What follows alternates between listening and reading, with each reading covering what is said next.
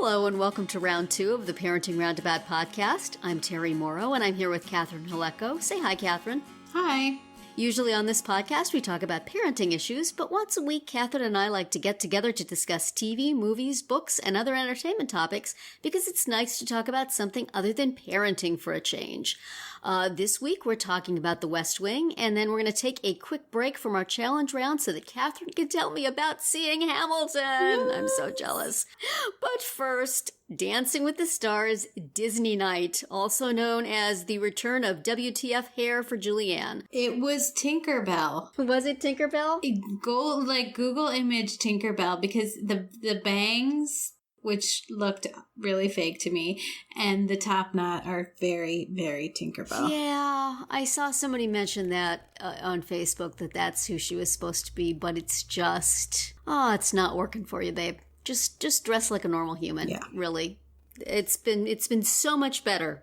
And now there was that. Yes. But how can this be halfway through the season? Yeah, that seemed weird to me because we started with 12 people, and after tonight's elimination, we now have 8, right? Yeah. So that doesn't seem like half to me, but that doesn't seem like half. Well, the first week nobody went home, so I guess there's been 5 weeks. So I guess it's 10 weeks, so there's going to have to be some double eliminations somewhere along the line. Yeah, and, at the end you get down to, 2 or 3 on one show, right? Yeah, that's true. That's true. But I would have been just fine to have a double elimination tonight. But, who would I happy you have sent home in addition? Well, the 2 that were up at the end could go in any order. Right. But I would rather have Erica go than Nick. Yeah. I would rather have Erica go than just about anybody. Yes. And she was well behaved in departure. I will be bracing myself for her to be catty in the press, but we'll see. Right. Yeah. Chris Kattan has had his It's Not Fair tour this week. So Oh, he did. there was an article where he was saying we can't all move like Simone Biles, and so therefore it's not fair for us all to be judged the same. And I'm like, did you watch the show? Right. Our usual suggestion. How about watching the show? This is not a new phenomenon. So, I found it very entertaining. It was a very enjoyable night. I found the judges' comments to be, as usual, not always helpful, and the scores to be sort of all over the place. Mm-hmm. But, if you just skip over that part and skip over some of the packages and just enjoy the dancing. Yeah, and I did enjoy the dancing for the most part. I've never... Normani may have won me over because I thought that was really fun. The Mulan routine, I didn't even need Donny Osmond singing it, but that was fine. But I just thought that was a really fun routine. It was just fun to watch. And fun. even Nick, like the Got No Strings, it was cuter than I thought it was going to be. At the beginning of the thing, whenever they showed him, I'm like, who is that? Is that somebody in the troupe without the facial hair? I completely did not recognize him. I didn't recognize him either. Between the Pinocchio getup and the lack of facial hair, he looked completely different. Mm-hmm. So, and it was cute routine. It was, it was fine. Yeah. And it was cuter than I thought it was going to be. Let's say. Yeah. I thought everything was cute. I thought that I really liked Heather and Alan's dance, and I thought that, if she had gone out there and done some sort of picture-perfect jazz routine, they would have said, well, sure, you're a pro. You're falling back on what you're good at. Why didn't she embrace the character and do some, do some things like the storyline? So she's sort of out of luck either way in that. Mm-hmm. But I thought it was cute. Yes, I did too. I was so excited that they got Alicia Carvalho to come out and sing the song. Yeah, from Moana. When they first put out the list, I saw the list of what the songs were going to be, and I saw that was the song. I'm thinking, well, it's a Disney movie and it's ABC, and, she's sung on things before. Maybe they'll get her to sing it, but I didn't really think they would. But she would be actually a very cute contestant for them. Yeah, she would. Keep her name, producers, if she can move at all. I've mostly seen her stand and sing, but that was nice. That was nice. And that was a good routine too. That was really fun to watch. Yes. It was perfect really, for a gymnast. Really gymnastic, that's for sure. Yeah. But it was fun. Yeah. Yeah. Rashad unfortunately had the first out and therefore low scores, but that dance was in. Did it evoke Beauty and the Beast to you since you've seen it? Yeah, I thought it did. I thought it was very pretty and it was nice to watch, but yeah, it suffered from going first, both because the scores tend to be lower and because you just by the end of the show, you're like, oh yeah, they did a dance. Right. I felt bad for David and Bonner and who else had a like non-traditional Disney movie that when you've got princesses and classic movies and stuff, and then you have Wreck-It Ralph and you have Cars. I mean, Cars is, a successful Disney movie, but it's not, you don't think of it when you think of Disney night necessarily. Right. So, and the music isn't quite, but, though they were still entertaining enough. I thought the Wreck-It Ralph one was a little weird, but... it was a little weird, but I did think that Bonner looked a little less stiff than last time, but I didn't really understand, because I haven't seen that movie, so I didn't really fully understand what was going on there. So yeah, I know. He showed more personality this week, definitely, which is certainly gratifying. I liked Nancy's dance. I thought she did really great with it. Why do you think a wig was required for that? Yeah, I didn't get that, because like Heather, they didn't make her wear a red wig, and she was playing Anna, not Elsa. Yeah. And, Elsa's the blonde one, so if they were going to make... I have not seen that movie, as I have not seen most of these. So. Yeah, I mean, so she... I just think of Kristen Bell as being blonde, and so therefore... that character must be blonde, but that is not the case. It's the opposite. It's Idina Menzel singing the blonde and Kristen Bell singing the like... Well, that's all kinds of wrong, I but know, okay. It's weird. So yeah, if she didn't have to wear a wig to be Anna, then why... Yeah, I didn't think that was necessary. I think that detracted. It just made her look odd to me. Yeah. But she did very well the dance. I have had... enough of her nervous packages. They need to find another thing to do. Right. Find something else to talk about. Especially since she just usually comes out and then... Although she did sort of play, confess to that with Aaron. She's like, it's my process. Yes, exactly. So we know that. Let's move on. Yeah. And I wasn't real comfortable with Simone and Sasha's package either. Just, I don't know. Yeah. It's really, she's very talented and she's very cute and sweet, but she lacks kind of the spark of personality that Lori had. And that's a problem because she's got competition, I think, a little bit more than Lori had. So I don't know, but it's not as much fun. But that was a nice routine. I mean, certainly took advantage of a lot of her abilities, but I don't know. Yeah. So another question I have for the producers, in addition to why did poor Nancy have to wear that wig? When they do shots of people in the audience after the dances, at least a third of them look bored or unhappy. Yes. How hard is it to find somebody smiling? Yes. They had so many pictures of unhappy children in this episode. I know. That was very weird. Oh my, and it's not this week. This is not the first week that's happened. I've been noticing it all season. But tonight, with so many kids in the audience, every time they showed a child, they looked like somebody had just taken away a candy bar from them or something. Maybe that's what they did. Is it just late? Is it just past their bedtime? But it's not in California, right? It's not in California. And apparently that is... the hottest ticket that Disney has is put a smile on your face. Dancing with the Stars. Yes, either whoever is doing the camera work is secretly hostile to the show and wanting to find the most unhappy looking people in any given shot, or they got to bring better people into the room. Right. I don't know what it is, but it takes away from it because yay, they finished their dance, yay, and people are going, yes, they look so miserable. I don't understand that at all. I what really are they don't. Doing? Although the little boy that they had the boy and the girl that were in the opening number, and then they turned up a couple more times during some other things. Didn't he look like a kid who was on So You Think You Can Dance? Maybe. He might have been. Seems possible.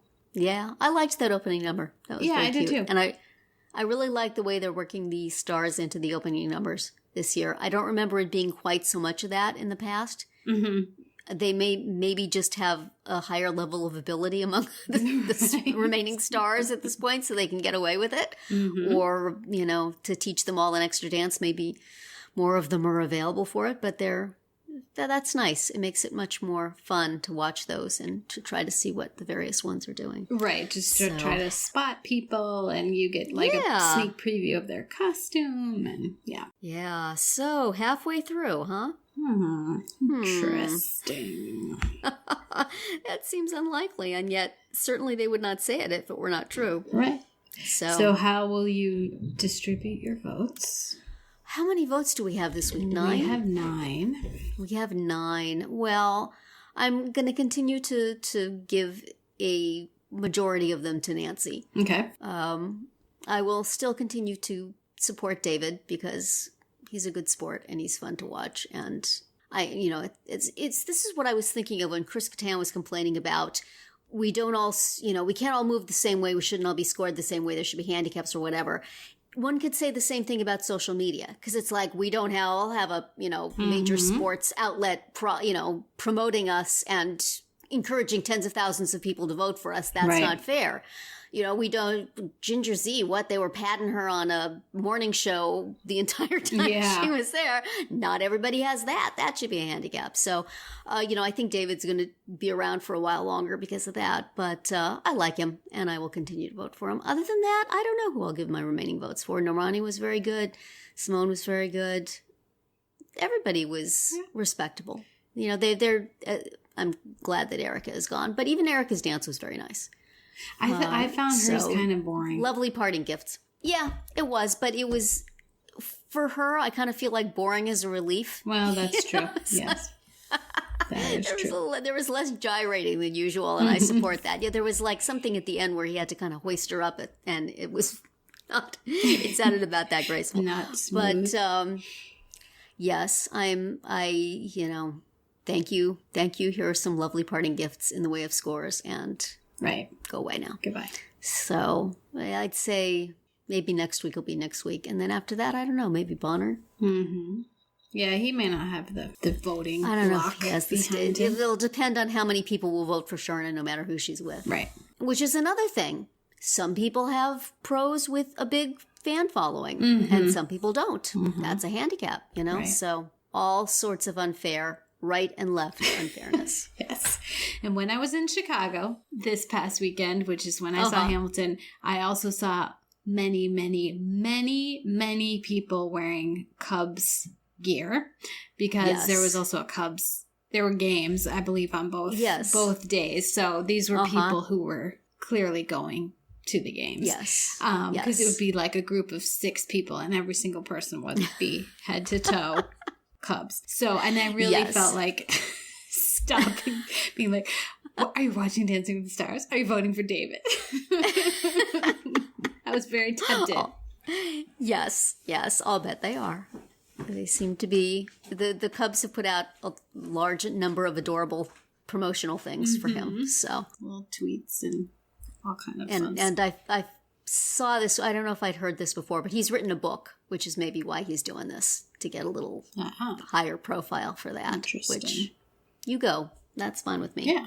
So, moving on from something silly and frivolous to some TV that was not so much fun, but nice to get back to. We're now into the actual body of West Wing Season 3, after that little discursion to Isaac and Ishmael. Right. We are back to it. We are right in the thick of it. And it reminded me of a line from Hamilton, that part where they go, "Can we get back to politics, please?" And so we are. In a big way. Yes. Oh, that episode, I had forgotten just how jam-packed it is. I remembered that it starts with him saying, "Yes, I'm running, I'm going to win." And then it goes forward like 4 weeks or so. Is it 4 weeks? 4 weeks, yeah. I remembered that, but I didn't remember that it bounced back and forth for the entire time. Yeah. And I had completely forgotten about all of CJ's terrible, horrible, no good, very bad days, culminating in that press conference. I had to fast forward through that. I couldn't watch that. Oh, really? Because I remembered what happens, and it's just, you just see her just being worn down and worn down and worn down until she finally slips and says the worst possible thing. And, it's agonizing. I even had to hit the mute button when they played it during the podcast. I'm a sensitive flower. Poor CJ. I feel so bad for her. Oh my goodness. I had forgotten that was part of this. In the timeline of the 4 weeks that this covered, it was towards the beginning, right? I mean, even it was maybe a week or two into it. Yes. It wasn't at the 4 week point. No. Right. That was at a bounce back. So that's why at the 4 week mark, she's like, Toby's saying, I heard what you want to do. Right. She's in the car and the driver has to get her to know that she's there. So she's just kind of feeling like it's over, Right. And so that is so rough. And you just really feel, I mean, I know that's how it would happen, but you can also see, I mean, as Sam was saying, they have been thrust in this position. This is nothing they brought on themselves. And for anybody, Leo or the president to blame any of them for the way they handle it is not fair. Mm-hmm. It's just been, since they found out, just one terrible thing after the other. Yeah. And just a terrible professional situation. So we also introduced 3 new characters into this, which maybe not the best way to introduce them. They're just there, and who are these people? Mm-hmm. But it's in Manchester Part 2. We haven't gotten to the point in the bounce back where they're introduced. We just see them in the bounce forward. Right. These are the new consultants. Yes, Bruno and I can't remember Evan Handler's character. I just Doug. See him. Isn't it Doug? Doug. Yes, It is Doug. Yeah. Yes, and I was happy that they mentioned that I hate Hamlet thing on the podcast, because I remember that when it was a thing. Yeah, and that was what he was known for a while. And Connie Britton playing someone named Connie. Yeah. Yeah. So that's interesting. All these new people not getting along very well with all our old people.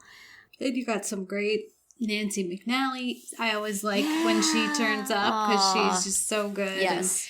And Anna Deavere Smith is just awesome. And yes, she is wonderful. Yes, she's very good in all of that. And like they were saying on the podcast, sort of, it's a guest star-a-palooza. Mm-hmm. And but now Stockard Channing is no longer a guest star. She's no longer a guest star. A real star. A regular. Mm-hmm. Even though the Bartlett marriage is not regular at all at the moment. No.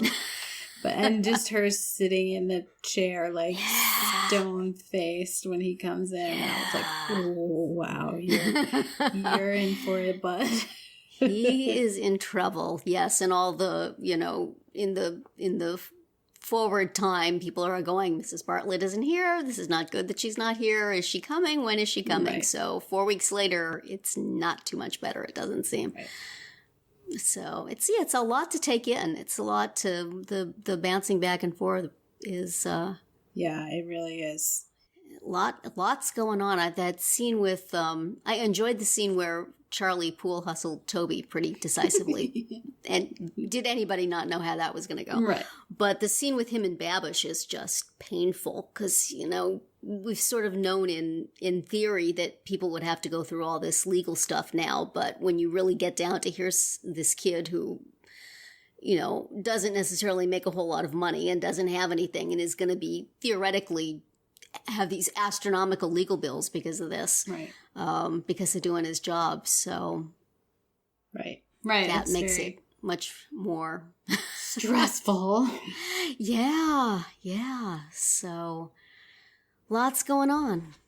Yeah. Were you able to follow it fairly well, did you think? Or I felt like I did, yeah. I felt like there were enough cues of generally when you were in the White House, it was the early part of the timeline. And when you were in Manchester, it was 4 weeks from now.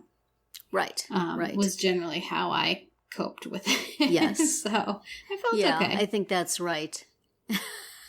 Yeah, I felt like I got it. And it continues on, I believe, in that way in the second half. In part 2, okay. Because I know we still have to see, in the earlier days how Bruno joined the campaign. Sure. And so I know we do have a flashback for that. So I am looking forward to watching that second half. It was kind of hard not to just go ahead and watch it after watching the first one. Yeah, I mean, it's kind of amazing, like, how much happened and how much went on in this, and it was only half. Like, okay, yeah, there's a lot more coming. Yeah, it's really, really throwing you back into it, Did you miss us? Right.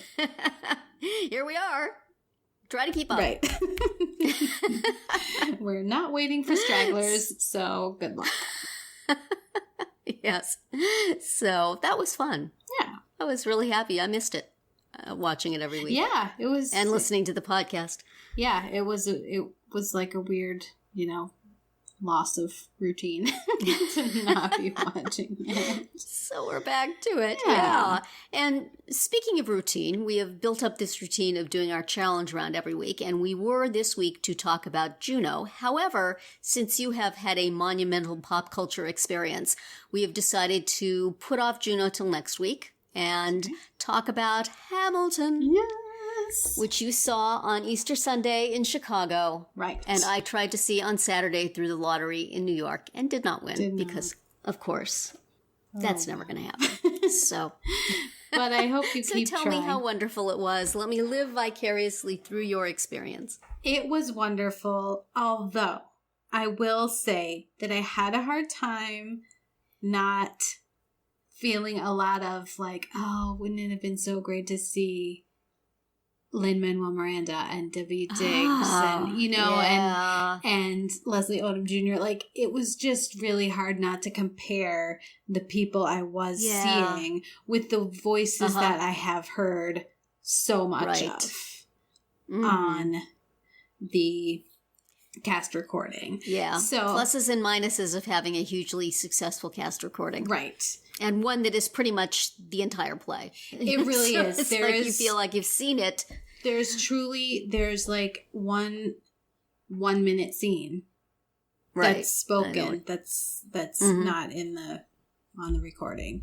So on the one hand, it was fascinating to see how each person did bring their own voice to it. Right. Like, I mean, the King George. His name is Alexander Gemignani, and I mean, remember when you said that the chai tea latte was sweet with a sledgehammer? This guy laid it on so thick, and obviously, I haven't seen any of the other King Georges on Broadway, and I know it's super, super campy and silly, and this is the comic relief for the whole thing. This guy was like really hitting it hard, but he was very funny.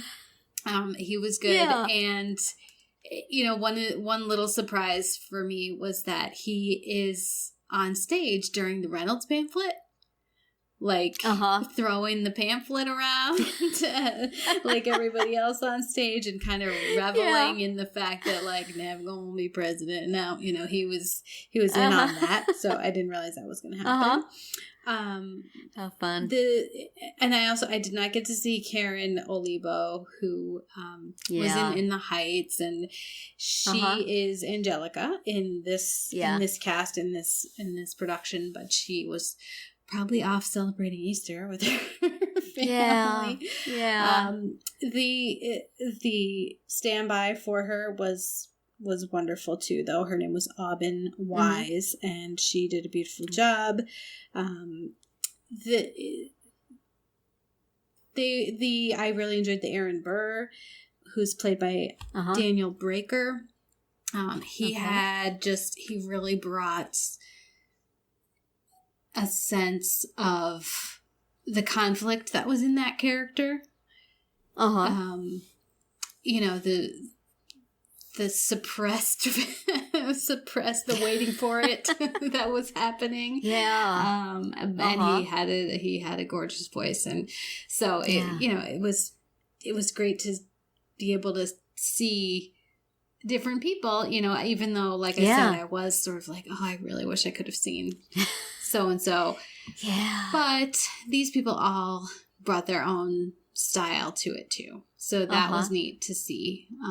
The little ways that, you can say the same word in a slightly different way. And to be able to see, obviously, their faces and their bodies as they did it. And the dancing. The dancing really is an important part of it. Because there's not a ton in the way of set and props. I mean, there is. There's desks and chairs, but the backdrop doesn't change at all. It's like the bricks and the sort of the wooden stairs and the wooden like walkway and the catwalk in the back, as you've seen, and the turntable, as you've heard about. So the dancers are really important. They really, they bring a lot to it. And obviously you don't know that from listening to the cast recording. So I liked seeing that. I like seeing that a lot. That's cool. How did your kids like it? They liked it very much. My son was sitting next to me, and there was some chair dancing and some fist bumping. Was it hard, like, not to sing along? I thought it would be, but it wasn't. I wanted to hear, the people on stage. That's true. So, cool. That's neat. Have you been listening to the Hamilcast at all? The podcast? Not the big famous one, but the one that these two women have been doing for a really long time. I haven't heard that one. I recommend that you listen to that and go listen to some of their back episodes because they have interviews with a lot of the people who do the different ensemble parts and who are the understudies and who are the swings and all of that stuff. And so they talk a lot about what it is to be those dancers. And there's all these different tracks. Like there's, woman one who is this part in this scene and this part in this scene and has to be in this area at this time. And, to hand this off to somebody else. And, they have some people who have to memorize all these different tracks. And then one night they say, okay, today you're doing this one. And they have to remember. It's amazing to me that anybody could ever figure that stuff out. And sometimes they have to do it with very little notice or very little practice. And there's quite a number of them. It's just been fascinating listening to it. And I specifically noticed that the way that things were being set up, like chess pieces were being put into place. And, you could see people quietly stepping in from the wings or, just standing up on the catwalk. But everybody was where they were for a reason at all times. And that is all obviously painstakingly mapped out. Yes. And somebody has to be able to memorize it. There was they had interviewed a woman who is, I guess they called her the universal swing because she will fill parts in all of the different productions. So they might call her and say, hey, tomorrow you have to be in San Francisco. We need you to do this track. And on the plane, she'll be looking at that track and memorizing everything she has to do. Wow. So it's really quite the enterprise to keep that going and to have enough understudies. I know there was somebody that they interviewed who is not a dancer, he's a singer, and they have a couple of people like that in there in case they have to go on for somebody else. So they're not missing the person who's handing things off and doing it. They're just sort of there to lend more voices to the choruses and stuff. Gotcha. And to be available at a moment's notice to fill in. Wow. It's really fascinating. And I, would love to one day be able to see what it looks like on the stage. Yeah. But I am getting a feel for what is involved with it. So that's anybody who's interested in Hamilton. And I very much recommend that podcast because they've been, especially lately, talking with a lot of people at various, not the necessarily always the top liners of the cast, but the people who are just really all the moving parts. That's really interesting. I'm definitely going to listen to that because I did specifically notice that. And, and there's so much going on. I wanted to just watch one person at a time, but you can't, there's so much going on.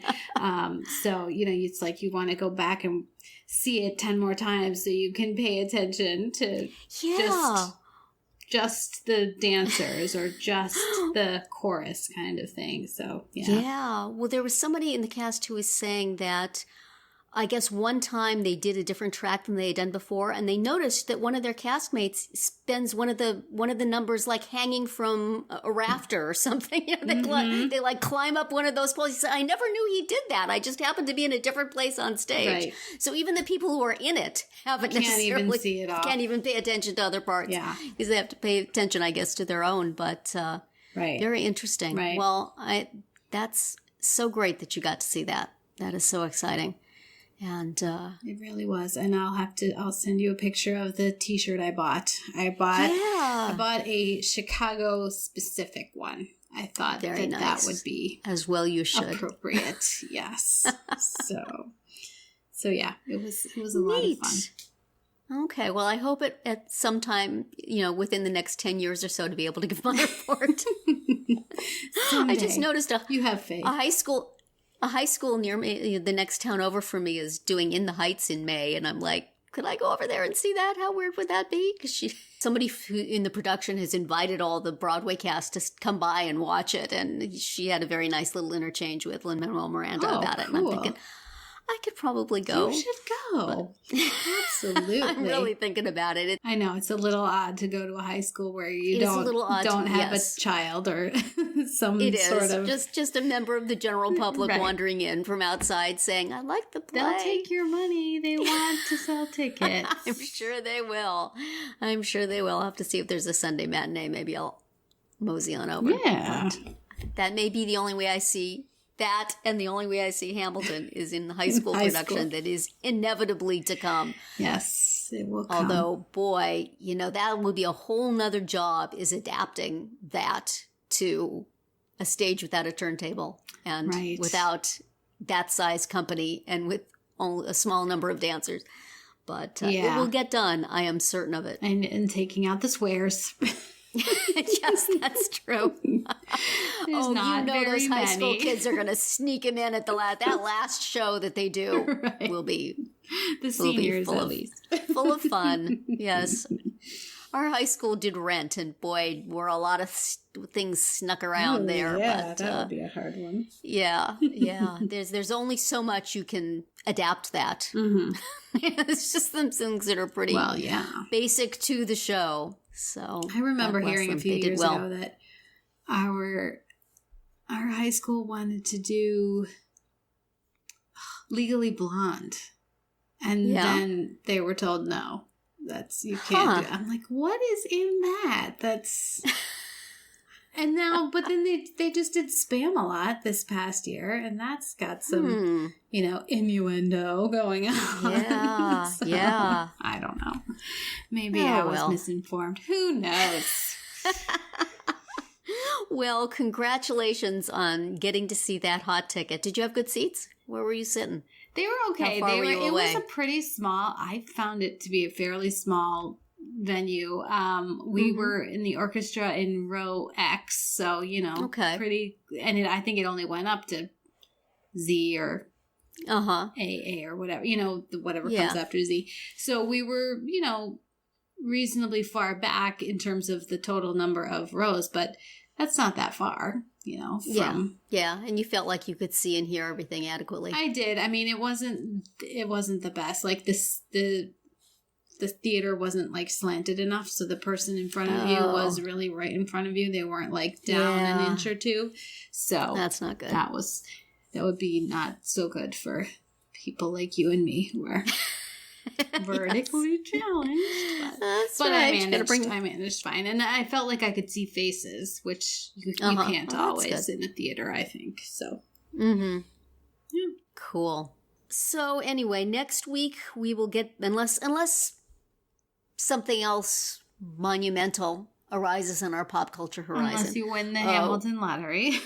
Unless I win that. Yeah, I don't know if I can put in for it again so soon. My family is all like, are you still doing this? When will you stop? Never. So